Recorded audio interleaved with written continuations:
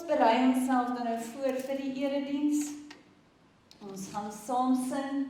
Ons lied ter voorbereiding is Psalm 219, Psalm 219, en ons gaan daarvan sing strofe 1 en 2, ons sing dit staande, en dan bly ons staan vir die uitspreek van die voet en die seëngroet, en daarna sal ek weer vir ons die lofsang, sal ek vir ons aankondig. Maar kom ons sing staande as ons lied ter voorbereiding Psalm 219.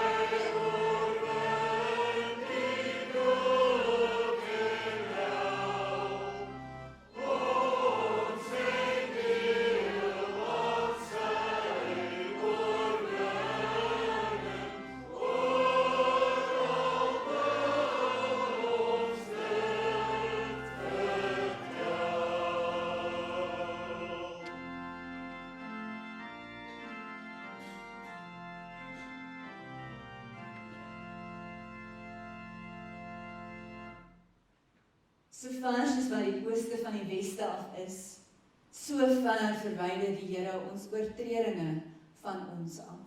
Soos 'n vader hom ontferm oor sy kinders, so ontferm die Here hom oor die wat hom dien.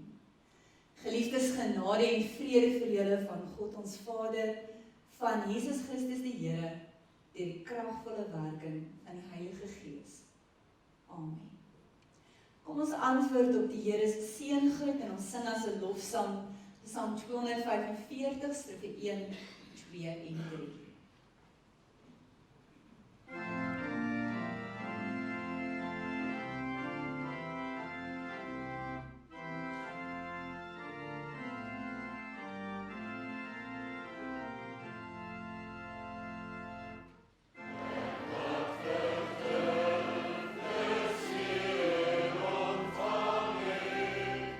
Sing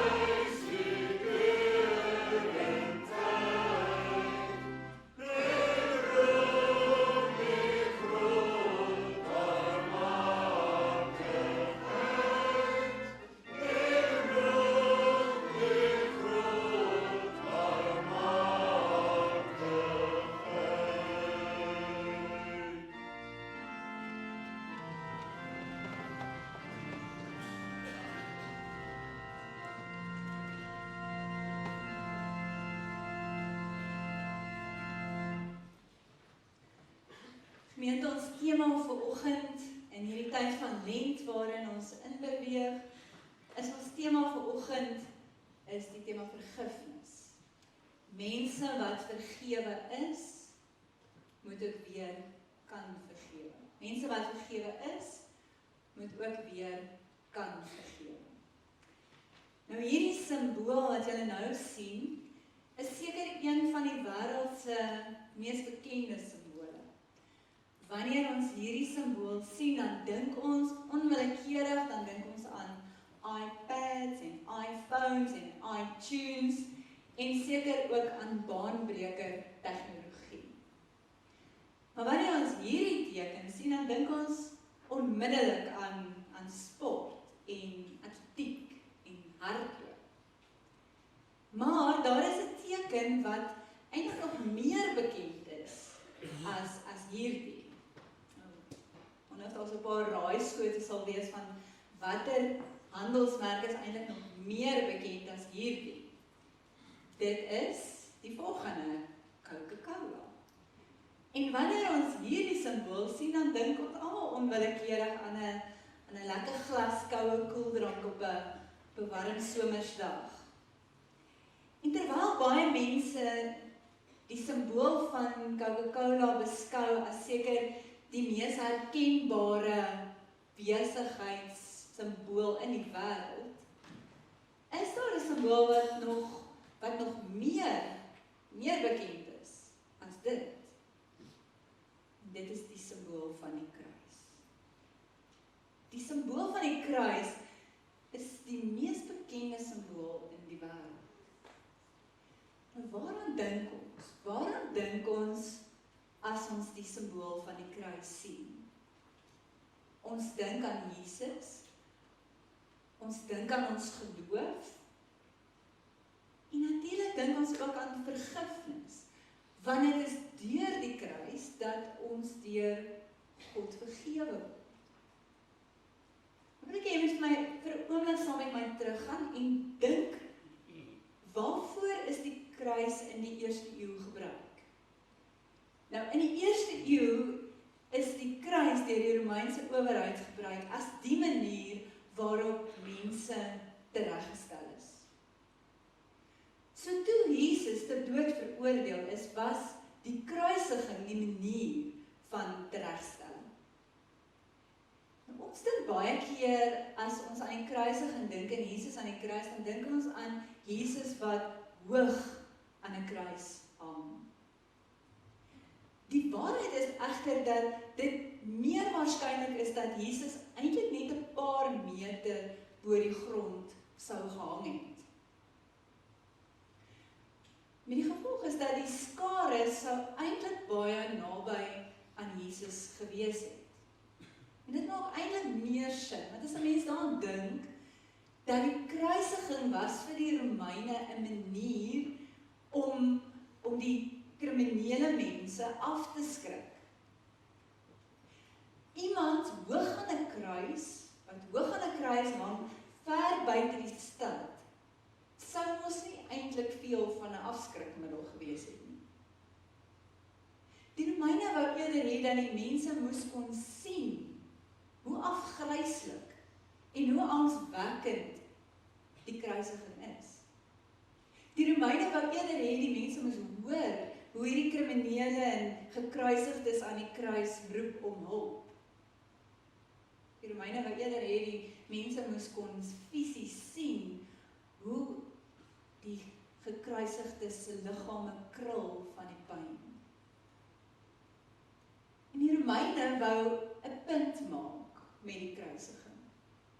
En die punt wat hulle wou maak was om te sê, kyk, dit is nou wat met jou gaan gebeur as jy jouself 'n koning noem. Dit is wat vir jou wag as jy probeer om 'n revolusie teen die Romeinse owerheid te begin. Maar was nie net die Romeine wat daardie dag 'n kragtige boodskap gehad het om te deel nie. God het ook. En met die dat Jesus so naby aan die mense gehang het, dat hulle eintlik kon hoor wat Jesus van die kruis af sê, kon hulle hoor toe Jesus reageer op hierdie verskrikking wat met hom gebeur. En hy reageer met die volgende woorde, as hy sê, Vader, vergewe hulle, want hulle weet nie wat hulle doen nie. Die Here roep ons. Die Here roep ons eintlik elkeen om baie naby aan die kruis te kom.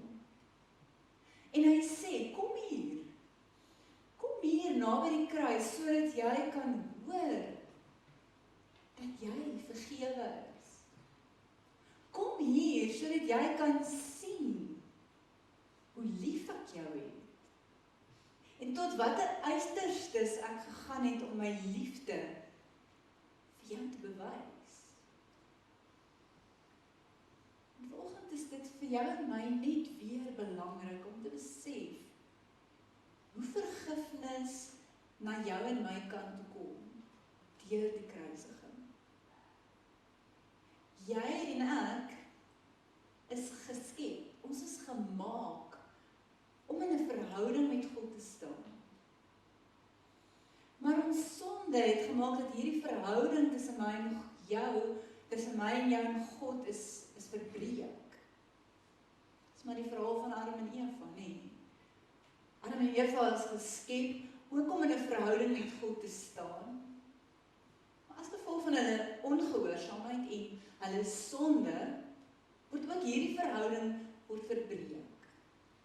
En die gevolg van hulle sonde is nie net dat hulle uit die tuin van Eden geskop is nie. Maar die gevolg van hulle sonde is skeiding van God wat vir ewig sou wees. Hulle sou doodgaan en hulle sou terugkeer na die stof waarvan hulle gemaak is. En dit is die realiteit van ons almal se lewe. En die Bybel sê ons almal het gesondig en is ver van God af. En die gevolg van ons sonde is die dood. En ons absoluut niks wat ek en jy uit ons eie uit daaraan kan doen nie. Gelukkig eindig die storie nie daar nie. Want God het jou en my heeltemal te lief. Om toe te kyk dat ek en jy verlore gaan. So meer as 2000 jaar gelede kom God in die persoon van Jesus Christus en hy kom betaal die prys. Kom betaal die prys van ons sonde deur aan die kruis vir jou en my te kom sterf. Sodat jou en my sonde nie meer teen ons gehou word nie. Met ander woorde, ons is vergewe. Ons is vergewe, die prys is betaal. Maar ook daar eindig die storie nie. Want 3 dae later staan Jesus uit die dood uit op. En hy wys vir ons, julle is nie net vergewe nie, maar julle is opgewek tot nuwe lewe. 'n Nuwe lewe in Christus. En soos die kruis is nie net 'n simbool. Aan die ene kant is dit 'n simbool wat ons vir ons wys dat ons vergewe is in Jesus Christus. Maar aan die ander kant is dit ook 'n simbool wat ons herinner, ons is nie net vergewe nie, maar ons is geroep tot nuwe lewe. 'n Nuwe lewe in Christus. Die kruis wys vir ons is vergewe.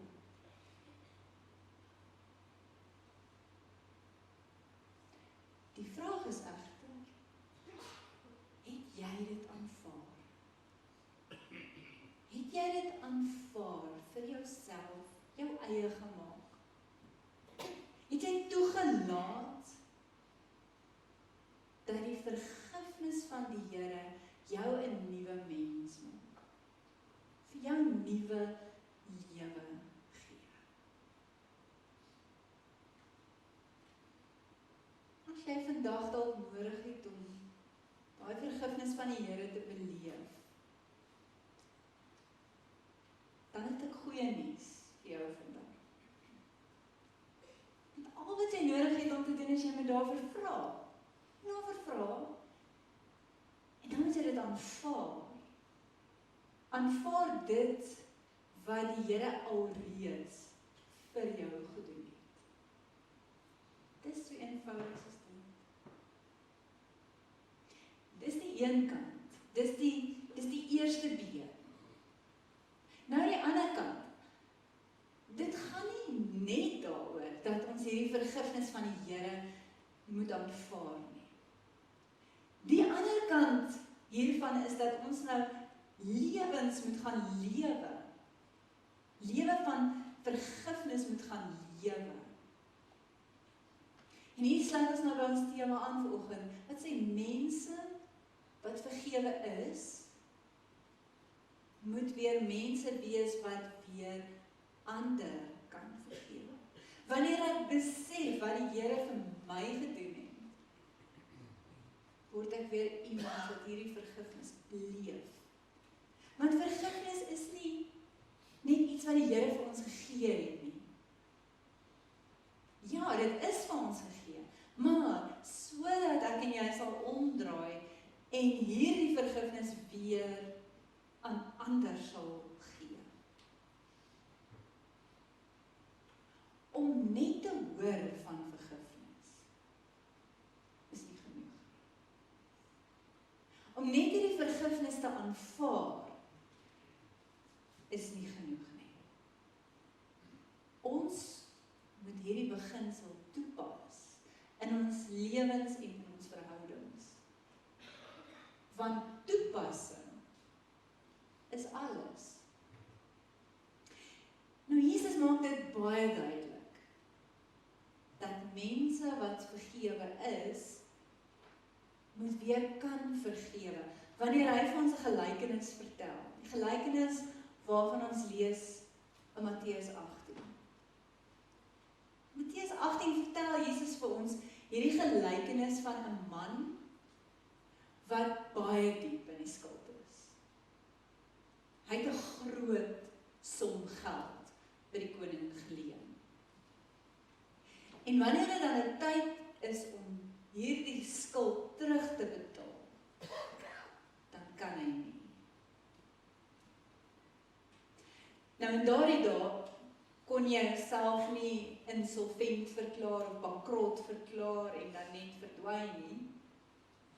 In daardie dae het hulle jou en jou familie gevat en hulle jou verkoop en dan die geld wat hulle gekry het vir jou en jou familie is dan gevat en dit is dan gegee vir die persoon aan wie jy die geld skuld. En terwyl die koning dit oorweeg, lees ons dan nou volgende in die woord van die Here. Ons lees saam met Matteus 18. Ons lees daarvan in vers 26. Die man het voor hom neergeval en gesoebat. Gee my tog uitstel. Ek sal u alles terugbetaal. Die koning het hom jammer gekry, hom laat gaan en sy skuld afgeskryf. Nou, in hierdie gelykenis kan jy seker aflei dat die koning verteenwoordig God en die in die skuld is ons. En die punt van die gelykenis is duidelik dat die Here vergewe ons. Die Here vergewe ons. Maar die gelykenis eindig nie hier. Hierdie man wat vergewe is toe nou daar weg. En soos wat hy by die paleis uitstap, kom hy iemand anders teë wat hom toe nou weer 'n groot som geld skuld.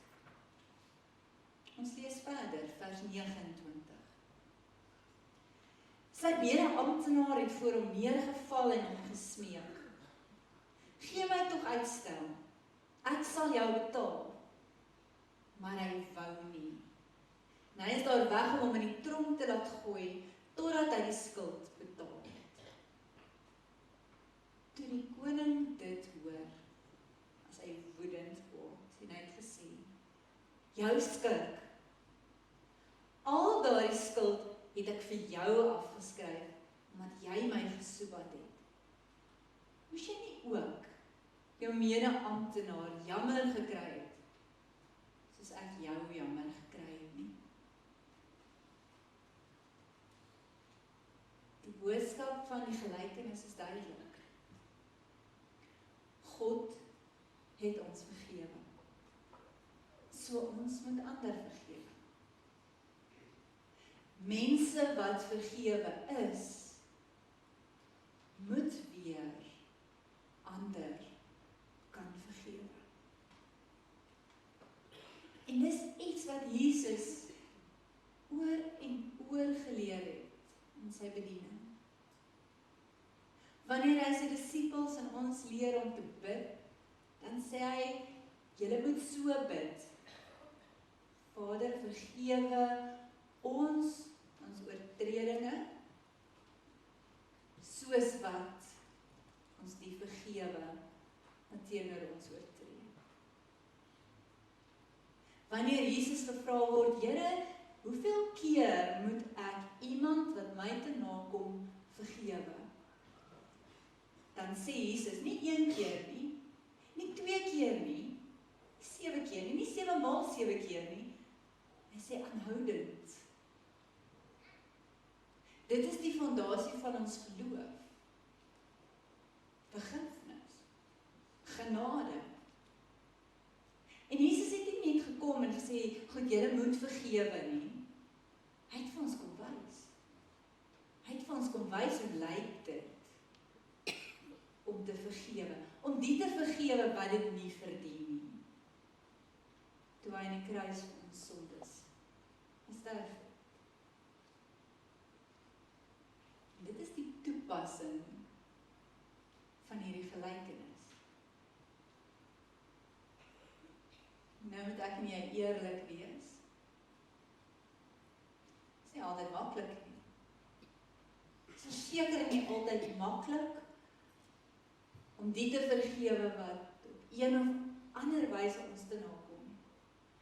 Ons sukkel regtig daarmee.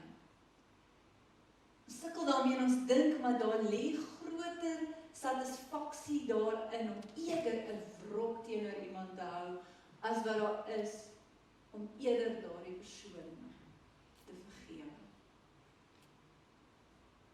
Die waarheid is dat die enigste persoon wat benadeel word, die enigste persoon wat seer kry, wanneer ek met 'n wrok in my hart loop, is ek. Die enigste persoon wat seer kry. Ek spandeer soveel tyd en energie om hy wrok in my hart te koester. En so dikwels die persoon teenoor wie ek die wrok het, is salig onbewus daarvan. Weet dit nie eers nie. En ek loop met hierdie ding in my hart. Ons dink baie keer om te onvergewensgesindheid, as ek nie iemand wil vergewe nie, dan is dit soos om gif te drink en te hoop die ander persoon gaan dood. So dwaas is ons. Ons loop met hierdie ding in ons hart. Dit vreet ons op. Dit hou ons gevange. Dit oorheers ons hele lewe. Dit steel ons vreugde. En ons kom nie vry nie. Ons kom nie vry nie totdat ons nie bereid is om te vergewe nie. Dis wat die Here vir ons wil hê. Hy wil hê ons moet vry wees. Vry mense. Dis waarvoor hy ons vergewe het, tot om ons op te roep tot nuwe lewe. Vir ons vryheid gee en nuwe lewe. En dit kom alleenlik wanneer ek bereid is om daai wrok te laat gaan. En wanneer ek bereid is om te vergewe. Hoe lyk vergifnis? Ek wil graag om dit te verduidelik 'n gedeelte uit die Bybel uit vir ons lees, en dan wil ek in aansluiting daarbey 'n ware verhaal vertel. Die gedeelte in die Bybel is die in Romeine 12. Luister mooi, wat sê sê Paulus hier, so Romeine 12 vers 17 tot 21. Hy sê mooi, moenie kwaad met kwaad vergeld nie. Wees goedgesind teenoor alle mense. As dit moontlik is, sover dit van julle afhang, leef in vrede met alle mense. Moenie self wraak neem nie, geliefdes. Maar laat dit oor aan die oordeel van God. As jou vyand honger is, gee hom iets om te eet. As hy dors is, gee hom iets om te drink. En deur dit te doen, maak jy hom vuurrooi van skaamte. Moet jou nie deur die kwaad laat oorwin nie, maar oorwin die kwaad deur die goeie. Die eerste ding wat ek nie nodig het om hier raak te lees, is dat Paulus nêrens sê, nêrens dit wat met jou en my in ons lewens gebeur het, afmaak nie. En iewers ooit sê dat dit wat met jou gebeur het, is nie so erg nie. Paulus kies sy woorde baie mooi en versigtig as hy sê, moenie kwaad met kwaad vergeld nie. En deur dit te sê, erken hy. Hy erken, hy sê, dit wat in ons lewens met ons gebeur, die pyn wat ons aangedoen word, en ons aangedoen is erg. Die seer waardeur jy moes gaan, is verskriklik. Dis nie regverdig nie. Die hartseer in jou lewe sny diep. So Paulus kom nie in hierdie gedeelte en hy sê dit is nie so erg nie. Hy gee volle erkenning aan dit wat in jou en my lewe al met ons gebeur het. En hy sê dit is erg. Dit is seer. Dit is verskriklik. Dit is onregverdig. Dit het reperkusies. Dit het gevolge. En dan sê hy, moet net nie kwaad met kwaad vergeld nie. Want dit gaan jou verder seker nie. Dit gaan jou vreugde verder steel. Hy sê vertrou die Here. Laat die Here daarmee deel. Laat die Here sê hy die oordeel vel. Laat die Here dinge uitwerk soos wat dit moet. Moenie wraak bedink. Moenie dat jou gedagtes oorheers word deur maniere om daardie persoon of persone terug te na te kom. Paulus sê, laat dit aan die Here oor. Want die hele doel van vergifnis is dat jy moet vrykom. Jy het genesing en heling nodig. So hy sê, ons soek nie vergelding nie. Maar ons probeer eerder in vrede te lewe. So ver dit menslik moontlik is, probeer ons in die vrede lewe. Maar weer eens sê hy, kom ek wees net duidelik. Wat beteken dit om in vrede te lewe? Om in vrede te lewe beteken nou nie noodwendig ek het met die persoon of persone wat my so diep te nakom, nou ewe skielik naby en 'n liefdevolle verhouding nie, of ek het nou 'n diep en naby vriendskap nie. Dis nie wat hy doen. Maar hy sê, wat beteken om vrede te lewe? Wanneer ek in vrede lewe, dan hou ek nie konstant iets teenoor iemand nie. Ek hou nie iets teen jou nie. Ek soek nie weerwraak nie. Ek soek nie vergelding nie. Klink na groot woorde. In ons alledaagse taal sal ons dinge sê soos, moenie bekommer nie. Die wiel sal draai. Dis weerwraak. vergelding soek. God sê vir ons deur Paulus, jaag eerder vrede na in jou eie lewe, want vrede bring vrede en kalmte en rustigheid in ons eie gemoed. Wanneer ons waarlik nie iemand anders se vernietiging soek nie, dan kry ek regtig reg om die Here te vertrou, om dinge uit te werk, en om self vrede te bring, dan raak ek vry. En dis waar die storie vanoggend inkom. Die storie om in aansluiting met hierdie beginsel van vergifnis, die storie vanoggend die van 'n man met die naam van Louis Zamperini. En sy storie word dan juist vertel in die film en die boek met die titel Unbroken. Nou Louis Zamperini het sy loopbaan begin as 'n atleet wat deelgeneem het in die 1936 Olimpiese Spele. En in die Olimpiese Spele het hy baie goed gedoen en hy het 'n klomp tye verbeter en hy was 'n sensasie gewees. En dan na die Olimpiese Spele het hy by die lugmag aangesluit. En dan op 'n stadium in 1942 word hy en 'n klomp ander word hulle uitgestuur op 'n reddingsvlug.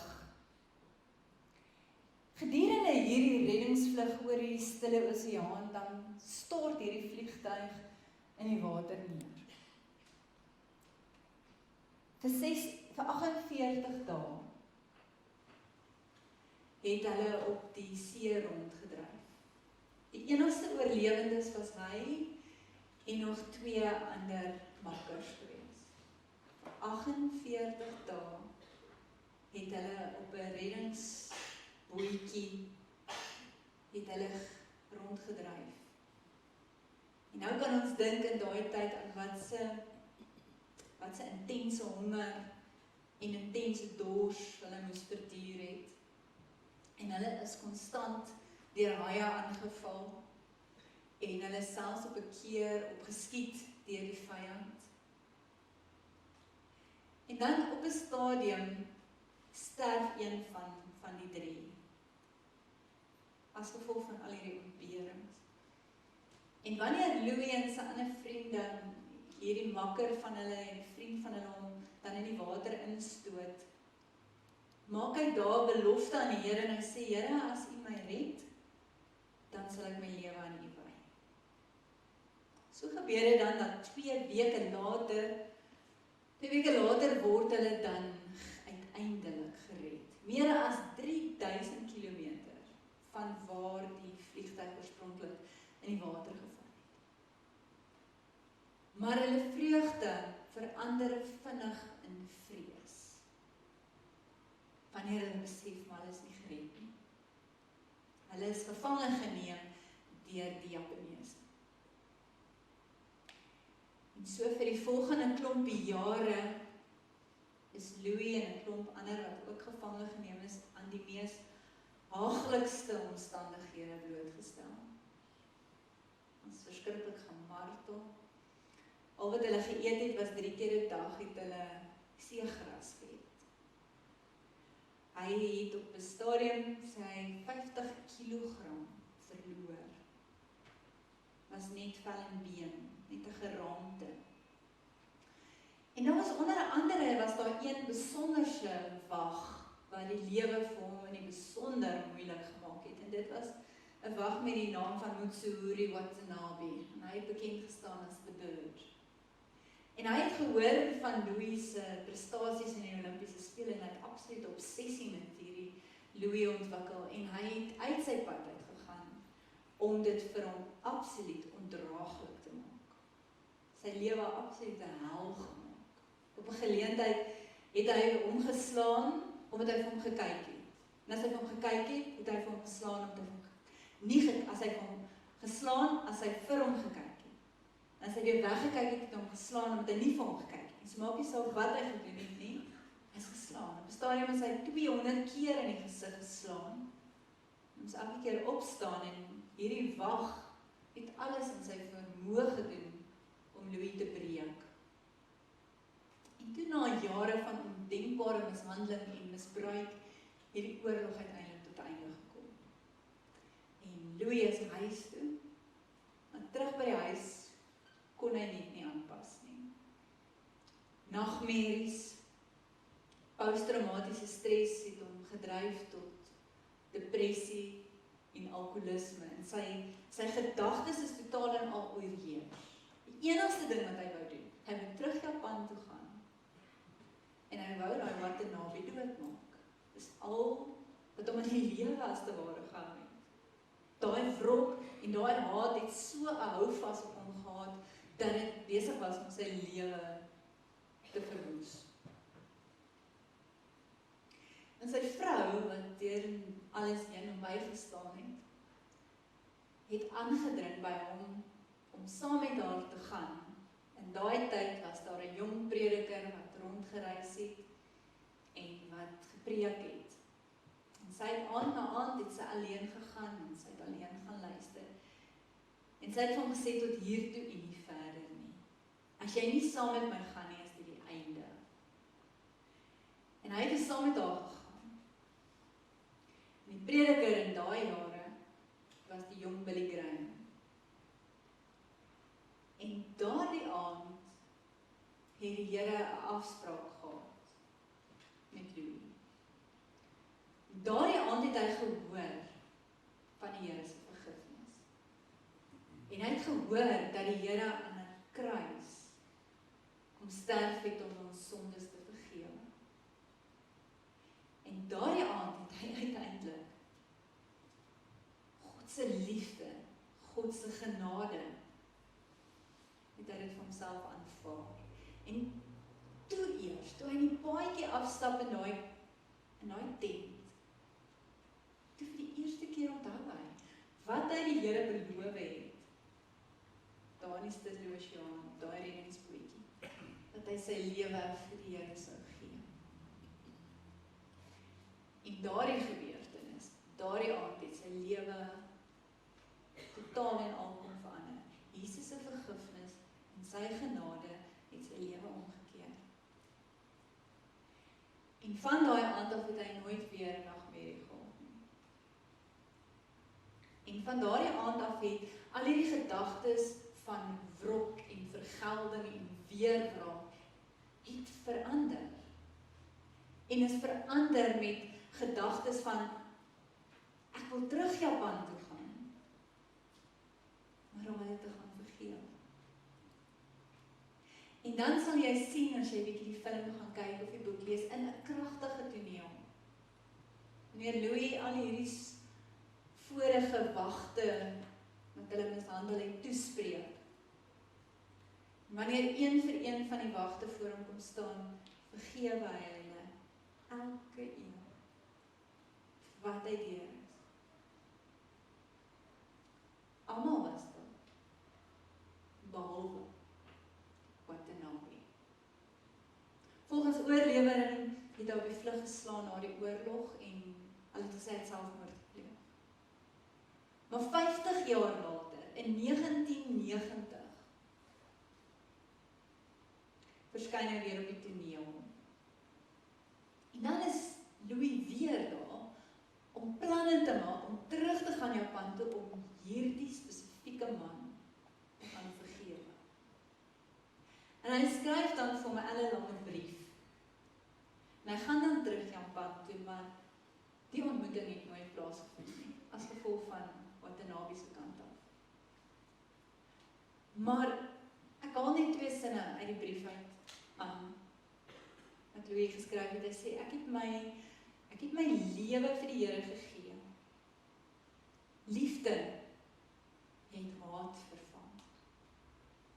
Jesus het gesê, vergewe jou vyande en bid vir hulle. En dan sê hy, ek vergewe jou. En dis hoe die toepassing van die beginsel van vergifnis lyk. Soos 'n Louis aanvaar ons die Here se vergifnis.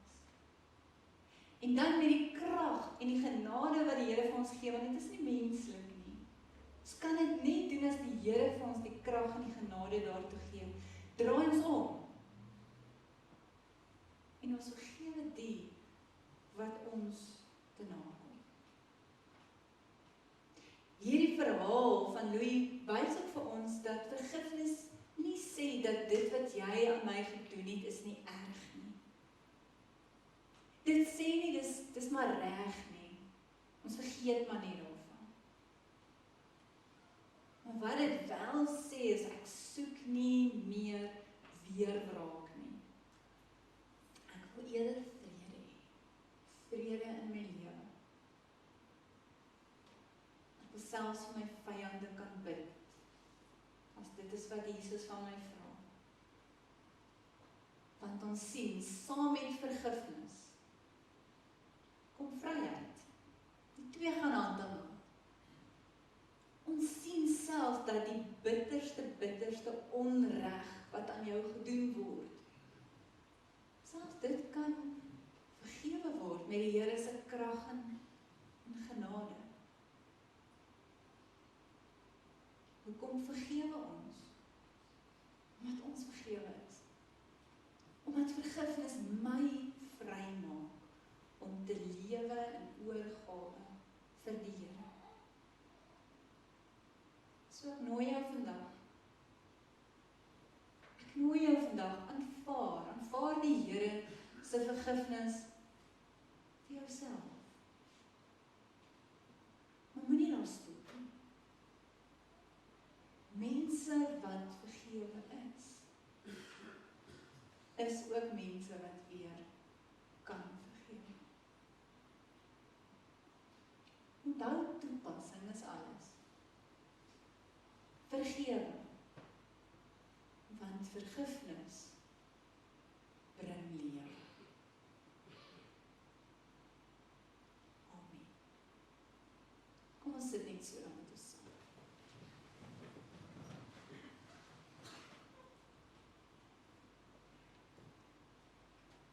Here, dankie vir die boodskap vanoggend van vergifnis, van genade en van liefde. Al besef ons maar al te goed dat ons dit nie verdien nie. Neem ons dit gretig, Here, neem ons dit aan.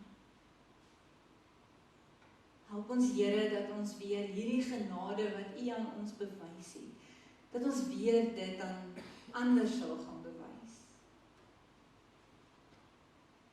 Here, dit is vir ons baie keer regtig moeilik.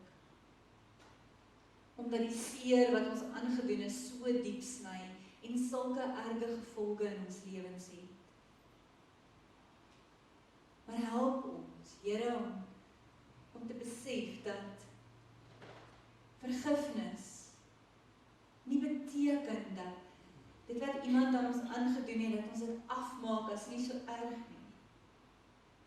En dat ons nodig het om te vergewe, sodat ons kan vrykom en kan lewe sonder die bagasie wat ons die heeltyd met ons saamdra.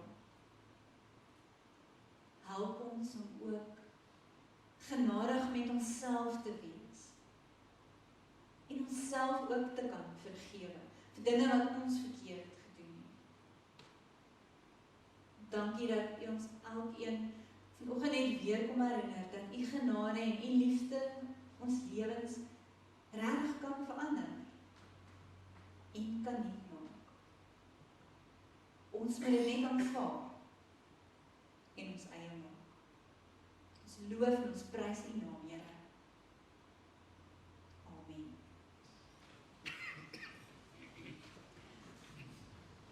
Kom ons sluit af en ons slotsang vanoggend is vonk 79, en ons gaan daar al 5 die strofe sing, is 'n baie bekende lied, genade onbeskryflik groot, ons sing al 5 strofes en ons sing dit staande. Ons bly dan daarna staan vir die uitspreek van die seënbede.